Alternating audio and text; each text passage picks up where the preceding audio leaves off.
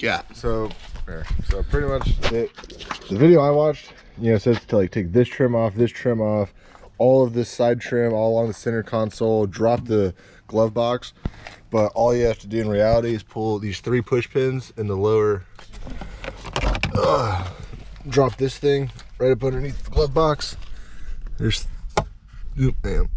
3 push pins, 1, 2, 3, and then it actually mounts on that rear stud back there. With that hole right there. But then that's the blower motor. 1, 2, 3, all you can get out with a 3/8 ratchet. Drop it down, and the connector is kind of up there to the center console side. And yeah, you just kind of got to fish in there with your hand to unplug it, but yeah.